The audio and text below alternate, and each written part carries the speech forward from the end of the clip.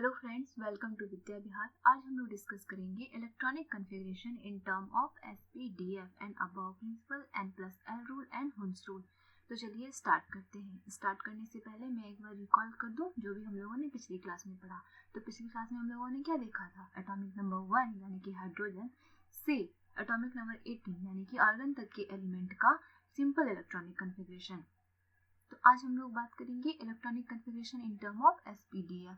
तो चलिए आज के लेक्चर को कंटिन्यू करते हैं। तो सबसे पहले हम लोग फ्रेंड्स आएंगे, देखेंगे हम लोग क्या ये कुछ रूल, जैसे कि अबाउ प्रिंसिपल। ये प्रिंसिपल क्या करता है? जैसे कि नेम से आप लोग देख पा रहे हैं कि अबाउ जैसे लग रहा है किसी साइंटिस्ट का नेम है, पर ये किसी साइंटिस्ट का नेम नहीं है। ये जर्मन के वर्ड अबाउ प्रिंजिप से लिया गया है, जिसका मतलब क्या होता है? कंस्ट्रक्शन। और ये प्रिंसिपल किसने दिया था? तो ये प्रिंसिपल अबाउ प्रिंसिपल दो साइंटिस्ट ने मिलकर दिया था। फर्स्ट थे नील बोर और सेकेंड थे पॉली। तो इन्होंने ये फ्रेंड्स अबाउ प्रिंसिपल दिया था। अब चलिए देखते हैं कि इस प्रिंसिपल का क्या कहना है। तो ये प्रिंसिपल क्या कहता है? The above rule states that in the ground state of an atom or ion, electron fill in subshell of the lowest available energy level before occupying higher level। तो इसका मतलब क्या है? एक तो पहले फ्रेंड्स यहाँ देख रहे हैं ग्राउंड स्टेट ऑफ एटम और आयन। तो फ्रेंड्स आप लोग यहाँ सोच रहे होंगे कि हम लोग तो इलेक्ट्रॉनिक कॉन्फ़िगरेशन अभी तक एटम का कर रहे थे, ये आयन क्यों है? तो फ्रेंड्स ये जान लीजिए कि आयंस का भी इलेक्ट्रॉनिक कॉन्फ़िगरेशन होता है। आयंस क्या? जैसे कि आयंस दो होते हैं, एक पॉजिटिव आयन एक निगेटिव आयन। पॉजिटिव आयन कहने का मतलब कटायन और निगेटिव आयन कहने का मतलब अनायन। तो ये हम लोग आज जो बात करेंगे वो एटम के इलेक्ट्रॉनिक कॉन्फ़िगरेशन की बात करेंगे। आयंस के बारे में हम लोग, अगर आप लोगों को चाहिए कि आयंस का भी इलेक्ट्रॉनिक कॉन्फ़िगरेशन सीखना है तो आप लोग कमेंट कर दीजिएगा, मैं इसके लिए अलग से वीडियो बना दूंगी। अब चलिए बात करते हैं कि ग्राउंड स्टेट क्या है, किसी भी एटम का ग्राउंड स्टेट क्या होता है। इसको ऐसे फ्रेंड्स समझ लीजिए, जैसे देखिए कि अगर आप लोग पढ़ाई कर रहे हो रियल लाइफ में, आप लोग पर डे कोई स्टूडेंट है जो कि 4 आवर डेली पढ़ाई करता है, लेकिन मान लीजिए कि एग्जाम जब नज़दीक आ गया तो वो क्या करेगा? अपने पढ़ाई के आवर को क्या करेगा? इंक्रीज करेगा। तो वो क्या करेगा? 6 घंटे पढ़ने लगेगा। ऐसा होता है तो वो क्या एक्साइटेड हो गया एग्जाम की वजह से, तो वो हो गया उसका एक्साइटेड स्टेट। और ये जो नॉर्मल लाइफ में जितनी देर वो पढ़ाई कर रहा था वो हो गया ग्राउंड स्टेट। तो आप लोग समझ चुके होंगे। अगर फिर भी किसी फ्रेंड्स को अगर ज़्यादा इसके बारे में ज़्यादा नॉलेज चाहिए तो आप लोग कमेंट कर दीजिएगा, मैं इसके लिए भी वीडियो बना दूंगी। तो चलिए अब देखते हैं कि ये अबाउ रूल का क्या कहना है। तो इनका कहना था, अबाउ रूल का कहना है जो कि दिए थे कौन? नील बोर और पॉली। इस रूल का कहना है, इस प्रिंसिपल का कहना है कि किसी भी एटम में इलेक्ट्रॉन जो उसके ऑर्बिट में फिल होता है, ऑर्बिट में या सबसेल में, क्योंकि ऑर्बिट के अंदर ही क्या है? ऑर्बिट का सब डिवीजन होता है सब ऑर्बिट, जिसको कि हम लोग सबसेल बोले थे, जो पिछली वीडियो में दिया हुआ है फ्रेंड्स। पहले आप लोग जाके पिछली वीडियो को अच्छे से देखिए, देन यहाँ पे आइएगा। सबसेल, उसके बाद सब, फिर क्या होता है? ये ऑर्बिटल मिलकर करके क्या बनाता है? सबसेल। और सबसेल किसका डिवीजन है? ऑर्बिट का सब डिवीजन है सबसेल या सब ऑर्बिट, और ऑर्बिटल मिलकर के क्या बनाता है? सबसेल। तो चलिए नीचे से ऊपर चलें। इस ऑर्बिटल, जितने ऑर्बिटल होते हैं, जैसे कि S में 1 ऑर्बिटल था, P में 3 ऑर्बिटल थे, 3P 1 orbital 2 orbital 3 orbital 3P orbital मिलकर के P सबसेल बनाए। और P सबसेल किसमें? ऑर्बिट के अंदर फिर सबसेल होता है। ये सब पिछले वीडियो में दिया हुआ है फ्रेंड्स, जाके आप लोग वहाँ से क्लियर कर लीजिए। तो चलिए आज की क्लास को कंटिन्यू करते हैं। तो अबाउ प्रिंसिपल का क्या कहना है कि इलेक्ट्रॉन जो फिल करते हैं हम लोग सबसेल में, वो अकॉर्डिंग टू एनर्जी लेवल, जिस सबसेल की एनर्जी कम होती है इलेक्ट्रॉन पहले उसमें फिल करते, देन उसके बाद वाले, यानी देखिए यहाँ इंक्रीजिंग ऑर्डर का भी साइन दिया हुआ है। देखिए यानी कि 1s की एनर्जी सबसे कम है, फिर 2s की, फिर 2p की, उससे अधिक 3s की, उससे अधिक 3p की, उससे अधिक 4s की, उससे अधिक 3d, उससे अधिक 4p, ऐसे सो ऑन चलता रहता है। तो अब फ्रेंड्स जिसकी एनर्जी कम है उसमें इलेक्ट्रॉन क्यों जाना चाहता है? तो केमिस्ट्री में हमेशा याद रखिएगा, लेस एनर्जी मोर स्टेबल। तो जिस सबसेल की एनर्जी कम है वो ज़्यादा स्टेबल होता है, इसकी वजह से इलेक्ट्रॉन जो भी लोग देखिए रियल लाइफ में क्या होता है, जो लोग ज़्यादा स्टेबल हैं, जो कि ज़्यादा इधर उधर नहीं करते, उछल कूद नहीं करते, लोग उनके पास रहना पसंद करते हैं। वैसे ही इलेक्ट्रॉन जिस सब सेल की एनर्जी कम होगी वो ज़्यादा स्टेबल होगा, कम एनर्जी यानी लो एनर्जी मोर स्टेबल, इसी वजह से वो जिसकी एनर्जी कम होगी उस सब सेल के पास इलेक्ट्रॉन पहले जाएगा, देन उसके बाद ऐसे। तो ये था अबाउ प्रिंसिपल का कहना। अब चलिए, अब ये ऑर्डर तो अबाउ प्रिंसिपल के अकॉर्डिंग ये पॉली और नील बोर ने दे दिया कि ये ऑर्डर ऐसे 1s है, फिर 2s, फिर 2p, फिर 3s, फिर 3p, फिर 4s। अब बहुत सारे फ्रेंड्स सोच रहे होंगे कि ये याद रखना कहाँ तक पॉसिबल है, कितनी दूर तक हम लोग इसे याद रख सकते हैं, इतने एलिमेंट हैं, टोटल पीरियोडिक टेबल में कितने 118 एलिमेंट है, और इतने एलिमेंट के इलेक्ट्रॉनिक कॉन्फ़िगरेशन के लिए हम लोग कितने तक के सब सेल का ऑर्डर याद करेंगे। तो याद नहीं करना है फ्रेंड्स। चलिए, इसके लिए भी रूल है कि कैसे हम लोग निकालते हैं कि किसकी एनर्जी ऑर्डर और एनर्जी लेवल की ऑर्डर कितनी है, कैसे फर्स्ट में कौन से और सबसे लाएंगे, देन कौन से आएंगे। इसके लिए एक रूल है N+L रूल। तो चलिए यहाँ देख लेते हैं फ्रेंड्स। देखिए यहाँ भी इंक्रीजिंग ऑर्डर में ही अरेंज किया हुआ है, जो कि आप लोग यहाँ पे पिछले स्लाइड में देख चुके हैं। देखिए 1s, यहाँ 1s2, यहाँ पे 2, 6, ये सब इलेक्ट्रॉन है, ये जो ऊपर पावर की तरह रिप्रेजेंट किया हुआ है। देखिए 2, 6, 4, 6, 4p6, 5s2, 3d10, ये पावर है, ये पावर जो है ये इलेक्ट्रॉन है, और ये 1s, 2s, 3s ये ऑर्डर है सब सेल का। तो चलिए ये देखिए 1s, 2s, 2p, 3s। अब यहाँ भी देखिए 1s, 2s, 2p, 3s, 3p, ये इंक्रीजिंग ऑर्डर में ही अरेंज किया हुआ है। मैंने भी साइन यहाँ पे डाल दिया इंक्रीजिंग ऑर्डर का। अब चलिए, तो ये देखिए यहाँ पे देखिए इसकी वैल्यू 1 है, इसकी 2 है, तो देखिए इसकी वैल्यू सबसे कम है, 1 है, इसके बाद इसकी है 2, इसकी वैल्यू 2s की वैल्यू 1s की वैल्यू 1 है, 2s की वैल्यू 2 है, 2p की वैल्यू 3 है, फिर 3s की वैल्यू 3 है। अब यहाँ पे थोड़ा सा कंफ्यूजन है कि इस दोनों की वैल्यू 2p की वैल्यू भी 3 है, 3s की वैल्यू भी 3 है, लेकिन हम लोगों ने पहले 2p को क्यों लिखा, देन 3s को क्यों लिखा, तो इसके बारे में मैं बतलाऊंगी। तो चलिए पहले देखते हैं कि ये वैल्यू निकालते कैसे हैं, 1, 2, 3 वो जो भी वैल्यू आया है N+N कैसे निकालते हैं।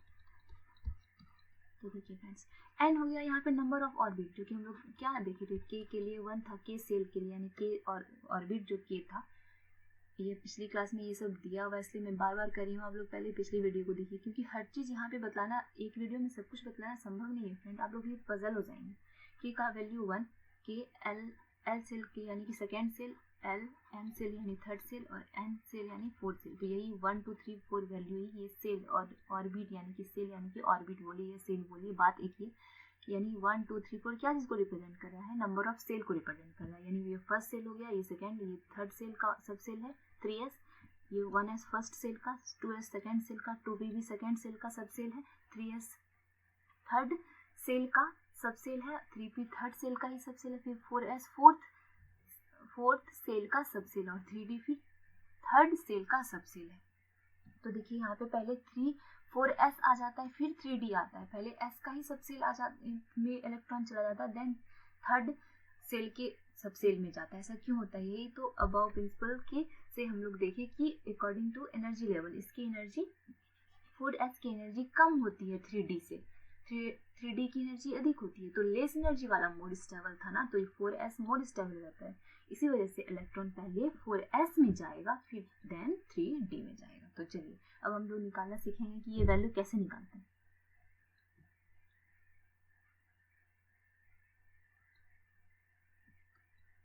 तो चलिए, तो कैसे निकालते फ्रेंड्स, यहाँ से देखेंगे N+L, यहाँ पे L की वैल्यू क्या है, 0, 1, 2, 3।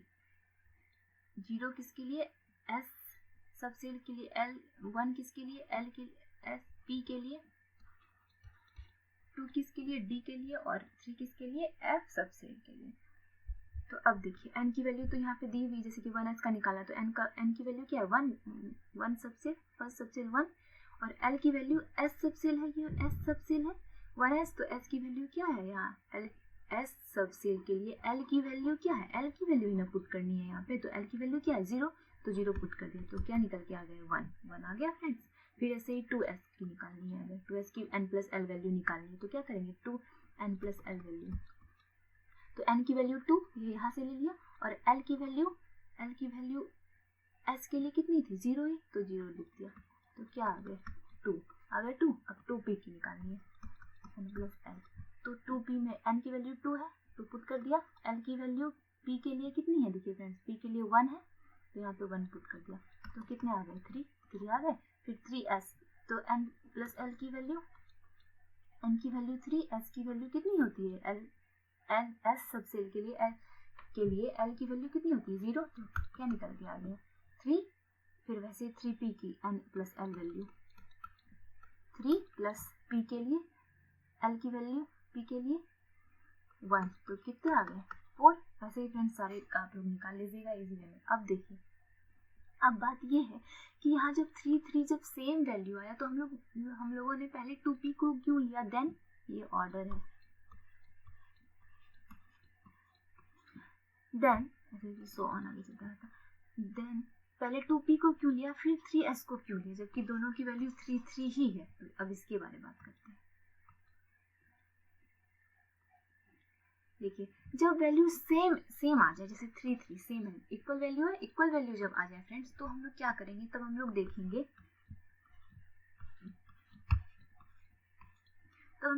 जिसकी n की वैल्यू कम होगी हम लोग पहले इलेक्ट्रॉन उसमें फिल करेंगे। जैसे कि देखिए 2p में n की वैल्यू 2 है और 3s में n की वैल्यू 3 है, तो पहले हम लोग 2p में जाएंगे, देखिए इंक्रीजिंग ऑर्डर है, देन पहले हम लोग 2p में गए, देन 3s में।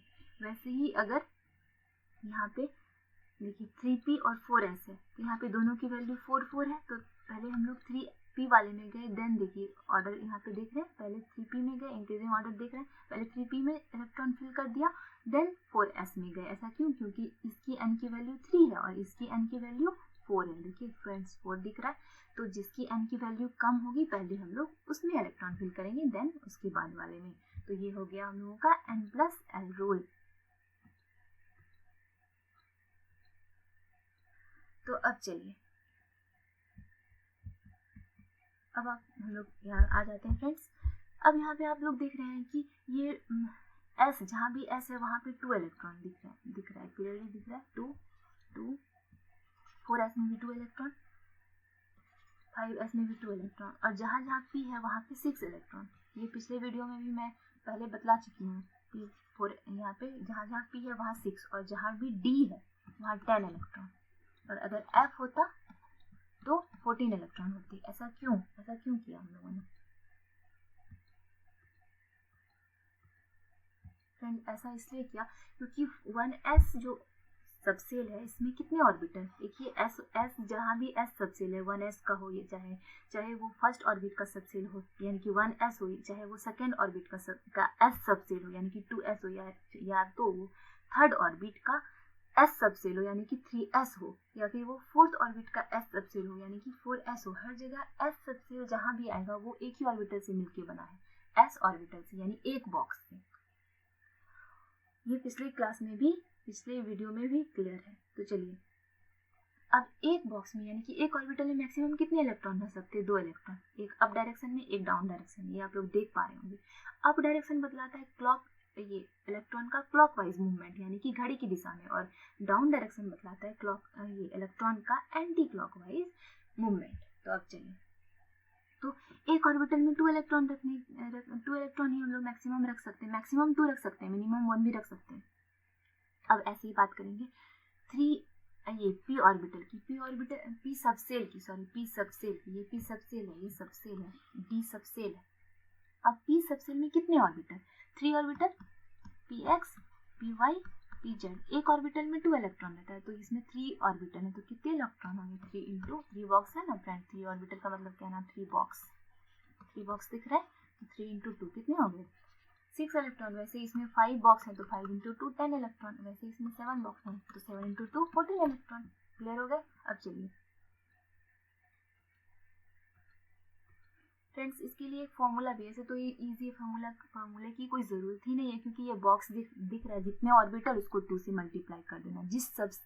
बस ये ध्यान में रखना है कि किस सबसेल की निकाल रहे हैं, यानी कि p सबसेल की, तो p सबसेल में कितने ऑर्बिटल होते हैं, p में 3 ऑर्बिटल होते हैं, s में तो s सबसेल में तो एक ही ऑर्बिटल होता है, p सबसेल में 3 ऑर्बिटल होते हैं, d सबसेल में 5 ऑर्बिटल होते हैं, f सबसेल में 7 ऑर्बिटल होते हैं। बस ये ध्यान रखना है और इसे 2 से मल्टीप्लाई कर देना है, क्योंकि एक ऑर्बिटल में 2 तो 7 ऑर्बिटल में 14 इलेक्ट्रॉन, एक ऑर्बिटल में 2 तो 5 ऑर्बिटल में 10 इलेक्ट्रॉन। ऐसे ही फिर भी एक फॉर्मूला अलग से दिया गया 2 ब्रैकेट 2l + 1, इससे भी हम लोग निकाल सकते हैं। तो इससे कैसे निकालते हैं देखिए, 2 अब देखिए फ्रेंड्स l क्या है 2l + 1।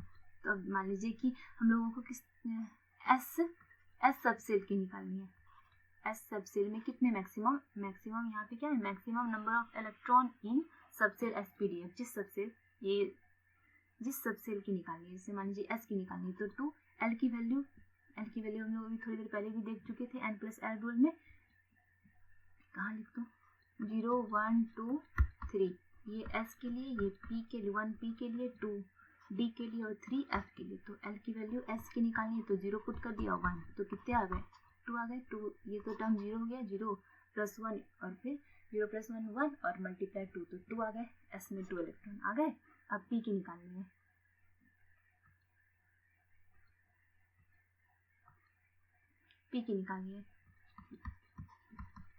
तो 2 एल की वैल्यू पी के लिए,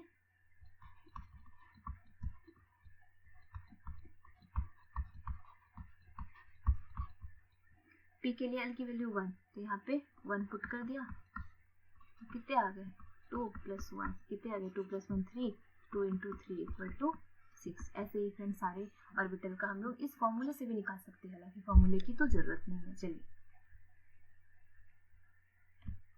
अब आगे चलते हैं। अब तो अभी तक हम लोगों ने क्या सीखा कि किस सबसेल में इलेक्ट्रॉन फिल करना है और कितने नंबर में करना है।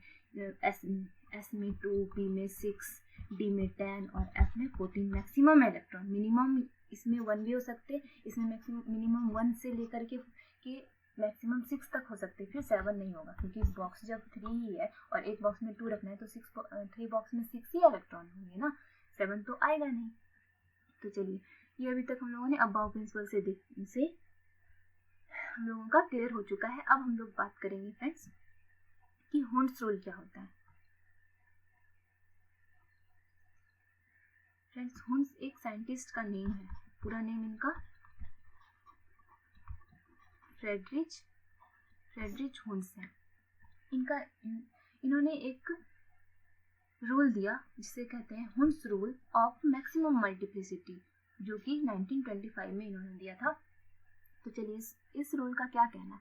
This rule implies that if 2 or more orbital of equal energy are available, electron will occupy them singly before filling them in pair। यानी कि किसी भी कोई अगर मान लीजिए सेम एनर्जी लेवल वाला एनर्जी, यानी कि कोई ऐसा 2 ऑर्बिटल, 2 या 2 से अधिक ऑर्बिटल की बात हो रही है, यानी एक सिंगल बॉक्स को ऑर्बिटल बोलते हैं। अगर 2 ऐसे ऑर्बिटल हो, 2 या 2 से अधिक ऐसे ऑर्बिटल हो जिसका एनर्जी सेम हो, यानी कि जैसे देखिए ये पी सबसेल में कितने ऑर्बिटल थे, 3 ऑर्बिटल, px, py और pz, 3 ऑर्बिटल थे। तो सभी की एनर्जी इक्वल है, यानी कि मान लीजिए 3 बच्चा है, पी कोई आदमी है, इसका 3 बच्चा है, px, py, pz, इसकी ये भी 2 ईयर का, ये भी 2 ईयर का, ये भी 2 ईयर का, सबकी एनर्जी यानी कि सेम है। ये भी 2 रोटी खाता है, ये भी 2, ये भी 2। तो चलिए क्योंकि एक एज का है तो इक्वल एनर्जी के जब होंगे ऑर्बिटल, इक्वल एनर्जी वाले ऑर्बिटल होंगे। और एक फ्रेंड्स ये भी याद रखिए कि एक सबसेल यानी कि पी सबसेल के जितने भी ऑर्बिटल है, 3 ऑर्बिटल है, ये सबकी एनर्जी हमेशा इक्वल ही होंगी। फिर डी सबसेल है, डी सबसेल में कितने ऑर्बिटल, 5 ऑर्बिटल थे, 1 2 3 4 5 ऑर्बिटल थे किसमें, डी में, डी सबसेल में 5 ऑर्बिटल थे।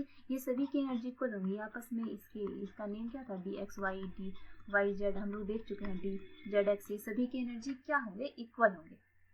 तो जब इक्वल एनर्जी वाले ऑर्बिटल हों तो इलेक्ट्रॉन कैसे फिल करना है, पहले अप डायरेक्शन में, यानी कि पहले क्लॉकवाइज, देन फिर इसको पेयर्ड करना है। जैसे कि मान लीजिए फॉर एग्जांपल से देखते हैं, हमारे पास जैसे ये पी सबसेल है, अब हमारे पास कितने 5 इलेक्ट्रॉन है, तो हम लोग पहले कैसे फिल करेंगे, 1 2 3, पहले सब में अप डायरेक्शन में फिल कर देंगे, देन फिर पेयर्ड करेंगे, 4 इलेक्ट्रॉन और 5 इलेक्ट्रॉन थे, फिल कर दिया, ऐसे नहीं।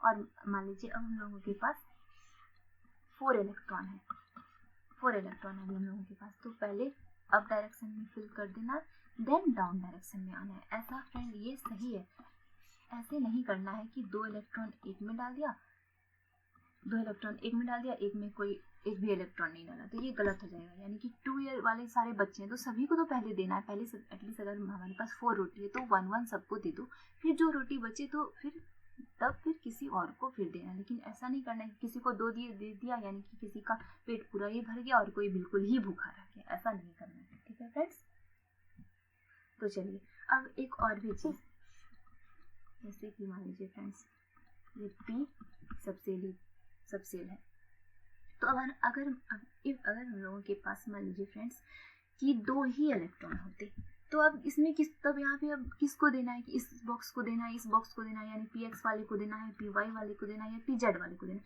तो फ्रेंड्स ये आपकी मर्जी है, आप एक इलेक्ट्रॉन इसको दे दो, एक इलेक्ट्रॉन इसको दे दो, लेकिन पहले आप ही पेयर नहीं करना है, एक इसको दे दो, एक इसको दे दो, या तो आप इसको दे दो, इधर वाले को छोड़ दो। क्यों ऐसा क्यों? क्योंकि सबकी तो एनर्जी लेवल इक्वल ही है ना, तो पहले किसी को दे दो, इसमें कोई हर्ज नहीं है। लेकिन पेयर तभी करना है जब सब में सिंगली फिल्ड हो जाएगा, देन पेयर करना है। बस ये था होम्स रूल का कहना। तो चलिए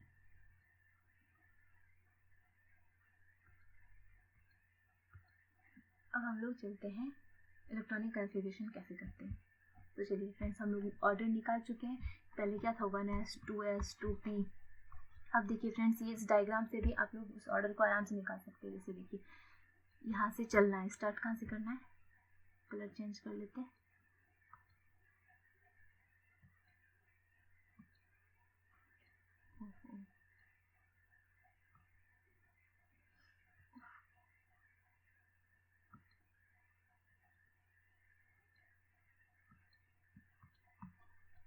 रेड है, कलर क्यों चेंज नहीं हो रहा? अच्छा छोड़िए फ्रेंड, कोई बात नहीं। चलिए देखिए, जैसे कि ऑर्डर जो वो अभी अबाउट प्रिंसिपल में हम लोगों ने फर्स्ट स्लाइड में देखा, ये ऑर्डर इस डायग्राम से भी इजी वे में देखिए, बस ये ध्यान में रखना आप लोगों को, आसानी से लोग निकाल सकते। देखिए पहले 1s, पहले यहाँ से चलना है, स्टार्ट करेंगे। पहले क्या मिला 1s लिख लिए, फिर इधर से आगे बढ़े हम लोग, फिर क्या मिला 2s, इंक्रीजिंग ऑर्डर का डालते जाना है साइन। फिर 2s के बाद फिर आगे बढ़े, फिर क्या मिला 2p, फिर आगे बढ़े 3, क्या मिला 3s, फिर आगे बढ़े, फिर क्या मिला 3p। ऐसे ही फ्रेंड चलते जाएंगे, फिर 4s, फिर ऐसे ही आगे बढ़ते जाइए, फिर यहाँ से इधर 3d। ऐसे ही फ्रेंड्स ऑर्डर आराम से हम लोग निकाल सकते हैं, बस इस डायग्राम से भी हम लोग निकाल सकते हैं। अब आप लोग सोच रहे हैं ये डायग्राम कैसे, कितना टफ सा लग रहा है, कितना उलझा हुआ लग रहा है, कैसे याद रखना, कैसे पॉसिबल नहीं है, कैसे बनाना पॉसिबल नहीं है। बिल्कुल ईजी है फ्रेंड्स, कुछ भी नहीं है। देखिए पहले इसमें सेल लिख देना है, फर्स्ट सेल यानी कि के का के सेल, फिर एल, फिर एम सेल, फिर एन सेल, फिर एल, के एल एम एन, फिर ओ पी, ऐसे इंग्लिश के लेटर आगे चलते जाते हैं। तो के का वैल्यू 1 था, के सेल को हम लोग फर्स्ट सेल बोलते थे, एल सेल को हम लोग सेकेंड सेल, एम को थर्ड, एन को फोर्थ, फिर फिफ्थ, फिर 6, फिर 7, ऐसे ही चलते जा रहा है। लेकिन फ्रेंड्स यहाँ पे यहीं तक क्यों लिया गया है? जैसे देखिए, जैसे कि 7th या 6 सेल की बात करते हैं, तो इसके subshell 6x, 6s, 6p, 6d, 6f क्यों नहीं लिखा? आप लोग ये सोच रहे होंगे। तो 6f भी होता है फ्रेंड्स, वैसे ही 7s, 7p, 7d और 7f भी यहाँ पे है फ्रेंड्स। लेकिन यहाँ पे ये इसलिए इरेज कर दिया गया है क्योंकि जब हम लोग टोटल पीरियोडिक टेबल में कितने एलिमेंट हैं 180, तो 118 एलिमेंट तक का जब हम लोग कन्फिगरेशन करते हैं, तो यहाँ तक जब तक आते हैं लोग, यहाँ तक आते तब तक सारे एलिमेंट का कन्फिगरेशन हो चुका होता है। इसी वजह से आगे पीरियोडिक टेबल में एलिमेंट बचे ही नहीं, इसलिए इस पार्ट को इरेज कर दिया जाता है। पर ऐसा नहीं है कि यहाँ पे सबसेल नहीं है, एस के 2 ही सबसेल है, 7s 7p ऐसा नहीं है, 7s 7p 7d 7f, आगे ऐसे सबसेल सबका दिया हुआ है। ठीक है, तो ये क्लियर हो गया होगा।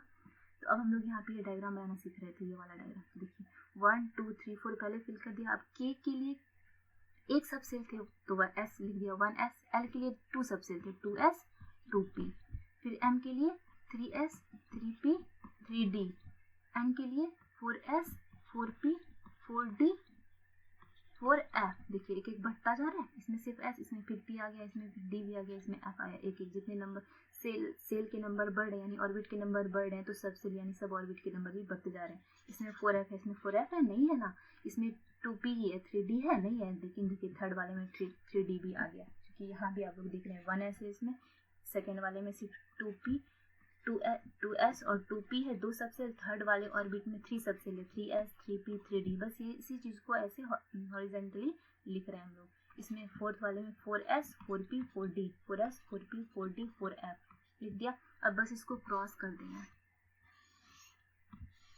स्केल से एकदम स्ट्रेट लाइन में क्रॉस कर देना है, ऐसा डायग्राम फ्रेंड्स बन जाएगा। फिर इसको ऐसे करके मिला देना है, बस ऐसे साइड साइड से, वो मिलाने की भी जरूरत नहीं है लेकिन फिर भी ऐसे मिला देना तो ये डायग्राम फ्रेंड्स बन जाएगा। कितना इजी था।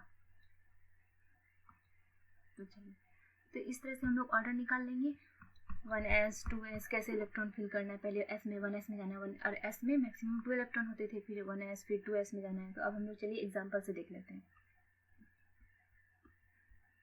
जैसे कि मान लीजिए, जैसे यहाँ देख रहे हैं आप लोग, पोटेशियम का एटॉमिक नंबर कितना होता है 19, नंबर ऑफ इलेक्ट्रॉन भी 19 इलेक्ट्रॉन होंगे, क्योंकि यहाँ पे ये न्यूट्रल एटम है। तो चलिए कोई चार्ज नहीं है इस पर, आयन नहीं है, ये क्या है न्यूट्रल एटम है। तो पोटेशियम के कितने 19 एटॉमिक नंबर 19 इलेक्ट्रॉन। तो देखिए 1s 2s ये ऑर्डर है ना फ्रेंड्स, देखिए जो कि अभी इस यहाँ भी वही ऑर्डर है। देखिए फ्रेंड्स 1s 2s 2, फिर यहाँ से फिर 2p फिर 3s फिर 3p फिर 4s फिर 3d फिर 4p फिर 5s, तो ऐसे ही। तो देखिए 1s 2s में मैक्सिमम 2 इलेक्ट्रॉन, किसमें कितना मैक्सिमम इलेक्ट्रॉन होगा ये हम लोग देख चुके हैं। तो 1s 2s 2p 6 3s 2 3p 6 4s 1। देखिए 2 + 2 4 4 + 6 कितने हो गए 10 10 + 2 12 12 + 6 18 18 + 1 कितने हो गए 19 इलेक्ट्रॉन निकल गए। अब कैल्शियम, इसका एटॉमिक नंबर 20 इलेक्ट्रॉन भी होते हैं। 1s 2 2s 2 2p 6 3s 2 3p 6 4s 2। तो 2 + 2 4 4 + 6 10 10 + 2 12 12 + 6 18 18 + 2 20 इलेक्ट्रॉन आ गए फ्रेंड्स। चलिए अब हम लोग आगे बात कर लेते हैं। मान लीजिए कि हम लोग वो सोडियम का इलेक्ट्रॉनिक कन्फिग्रेशन करें। पिछली क्लास में हम लोगों ने 1 to 18 एलिमेंट तक के नॉर्मल इलेक्ट्रॉनिक कन्फिग्रेशन किया था, जो कि ऐसे था फ्रेंड्स, ऐसे डॉट वाला। इसको हम लोग इस SPDF से भी कर सकते हैं, यहाँ ज़्यादा क्लियर होता है, इसलिए मैं आप लोगों को कह रही हूँ कि ये 10th के बच्चों के लिए भी बेनिफिशियल है, और 12th के लिए तो है ही, वहाँ तो कोई और ये चांस ही नहीं, वहाँ तो ये करना ही है। तो चलिए सोडियम का atomic number 11, number of electron भी 11। तो चलिए 1s 2 2s 2 2p 6 3s 1 कितने हो गए 2 + 2 4 4 + 6 10 10 + 1 कितने हो गए 11 इलेक्ट्रॉन हो गए। चलिए अब देखिए इसका नॉर्मल इलेक्ट्रॉनिक कन्फिग्रेशन हम लोगों ने कैसे किया था, इस डायग्राम से। फर्स्ट सेल यानी K सेल, फिर KL फिर AM।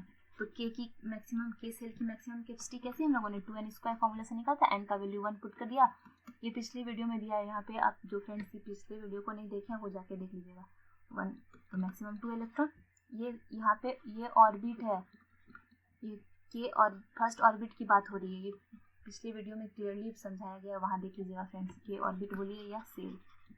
तो देखिए फर्स्ट की कितनी कैपेसिटी थी, फर्स्ट सेल यानी कि K सेल की कितनी मैक्सिमम कैपेसिटी 2 इलेक्ट्रॉन रखने की। तो कितना रख दिया 11 इलेक्ट्रॉन है सोडियम के साथ के पास, तो 2 इलेक्ट्रॉन इसमें रख दिया। अब तो ये नहीं रख सकता, इसका वेट भर गया। अब बचे हुए इलेक्ट्रॉन टोटल 11 इलेक्ट्रॉन है। तो फिर नेक्स्ट में, तो नेक्स्ट यानी कि L सेल की मैक्सिमम कितनी कैपेसिटी थी 8 इलेक्ट्रॉन रखने की, तो 8 पुट कर दिया। 1 2 electron 3 electron 4 electron 5 6 7 8 electron fill कर दिया। अब देखिए तो 8 + 2 10 इलेक्ट्रॉन हो गए, 1 फिर भी बच गए, तो 1 इलेक्ट्रॉन इसमें डाल दिया। तो देखिए तो कितने आ गए, ये 2 फिर 8 और ये 1। नॉर्मल इलेक्ट्रॉनिक कन्फिग्रेशन हम लोगों ने किया था ना 2 8 1। अब यहाँ भी देख लीजिए फ्रेंड्स, ये फर्स्ट ऑर्बिट, क्योंकि ये फर्स्ट ये 1 ऑर्बिट को रिप्रेजेंट करे, तो ये फर्स्ट ऑर्बिट में 2 इलेक्ट्रॉन है। 2 सेकेंड ऑर्बिट, देखिए ये 2s जो है सेकेंड ऑर्बिट का सबसेल है, 2p भी सेकेंड ऑर्बिट का सबसेल है, क्योंकि सेकेंड ऑर्बिट में 2 सबसेल थे ना, 2s और 2p। 2s में 2 इलेक्ट्रॉन और 2p में कितने 6 इलेक्ट्रॉन मैक्सिमम रखने की कैपेसिटी। तो यहाँ पे 2 + 6 कितने हो गए 8 इलेक्ट्रॉन। और फिर बचा हुआ 1 इलेक्ट्रॉन हम लोगों ने थर्ड ऑर्बिट, यानी कि यहाँ देखिए थर्ड ऑर्बिट आ गया। अब ये दोनों, ये एक ऑर्बिट है, 2s है 2p, 2 सेकेंड ऑर्बिट का ही दो सबसे 2s 2p, तो 8 इलेक्ट्रॉन हो गए सेकेंड ऑर्बिट में, 8 इलेक्ट्रॉन ऐड करके निकाल लिया, 2 + 6 8, 2 8 फिर 1। देखिए ये नॉर्मल इलेक्ट्रॉनिक कन्फिग्रेशन आ गया फ्रेंड्स, जो यहाँ हम लोगों ने नॉर्मल सिंपल इलेक्ट्रॉनिक कन्फिग्रेशन से निकाला था। अब देखिए यहाँ सोडियम का भी वही सेम आ गया। तो ऐसे ही हम लोग सारे 1 to 30 एलिमेंट तक का निकाल सकते हैं इजी वे में। लेकिन फ्रेंड्स जब आप 1 से 30 तक के एलिमेंट का निकालोगे तो दो एलिमेंट हैं ऐसे हैं जो एक्सेप्शनल है। वो कौन है? क्रोमियम, जिसका एटॉमिक नंबर 24 होता है, नंबर ऑफ इलेक्ट्रॉन भी 24। और दूसरे हैं कौन? Copper, atomic number 29, number of electron भी 29। अब चलिए मैं इस दोनों का बतला देती हूँ क्योंकि ये एक्सेप्शनल है। चलिए तो इसका इलेक्ट्रॉनिक कन्फिग्रेशन कैसे करते हैं। Chromium 1s2 2s2 2p6 3s2 3p6 4s2 3d4। आप लोग यही करोगे, ऐड करके देख लो। 2 + 2 4, 4 + 6 10, 10 + 2 12, 12 + 6 18, 18 + 2 20, 20 + 4 24 आ गए। आप लोग ऐसे ही करोगे। लेकिन देखिए फ्रेंड्स यहाँ पे ये 4s2 3d10 ये नहीं होता क्योंकि ये एक्सेप्शनल है, ये अबाउ रूल को फॉलो नहीं करता है। ये दोनों ही एलिमेंट अबाउ रूल को फॉलो नहीं करता है। क्योंकि अब ऐसा क्यों हुआ? तो जब साइंटिस्ट लोगों ने पहले रिसर्च किया तो अबाउ के रूल के अकॉर्डिंग तो होना ये चाहिए था, लेकिन ऐसा देखा गया कि नहीं, कॉपर और ये क्रोमियम और कॉपर दोनों ही एलिमेंट में ऐसे इलेक्ट्रॉन 4s में नहीं जाते। 4s में 2 इलेक्ट्रॉन नहीं जाके 1 ही इलेक्ट्रॉन रहते और 3d में चले जाते हैं। 3d में कितने ऑर्बिटल? 5 ऑर्बिटल, 1 2 3 4 5। तो 1 2 3 4 होने तो चाहिए इसमें 4, इसमें 2 इलेक्ट्रॉन, यहाँ पे 1 इलेक्ट्रॉन होने चाहिए थे, होने तो ये वाले चाहिए, लेकिन ऐसा नहीं होता। देखा क्या गया? तो जो फ्रेंड्स रूल से हम लोग नहीं जाएंगे ना, जो एक्सपेरिमेंट जो कि रिसर्च करके देखा गया उस पर बिलीव करेंगे ना। तो देखा गया, जब रिसर्च किया गया तो ये ऐसा ही देखा गया। तो पहले रूल बनते कि पहले जो भी एक्सपेरिमेंट किया जाता तब फिर ना देन रूल बनाया जाता फ्रेंड्स। तो एक्सपेरिमेंट जब किया गया, रिसर्च जब किए गए तो देखा गया कि S में 1 ही इलेक्ट्रॉन होते और D में 5 इलेक्ट्रॉन हो जाते। तो ऐसा क्यों होता है? इसका रीजन तो सभी फ्रेंड्स जानना चाहेंगे कि ऐसा होता क्यों आखिर। तो देखिए D जो है फ्रेंड्स, जब इसमें सारे ऑर्बिटल में, इसमें तो एक ऑर्बिटल बचा रह गया, इसमें सारे ऑर्बिटल में 1 इलेक्ट्रॉन चले गए, तो क्या हो गया? हाफ फील्ड हो गया। अगर 2 इलेक्ट्रॉन रहते तब तो फुल फील्ड होता। यहाँ पे 1 इलेक्ट्रॉन है तो ये क्या हो गया? Half field D orbital is more stable. इसी वजह से फ्रेंड्स कॉपर जो है अपना इलेक्ट्रॉनिक कन्फिग्रेशन अबाउ के रूल के अगेंस्ट दिखाता है, यानी यहाँ पे क्या हो जाता है? 4s1 3d5।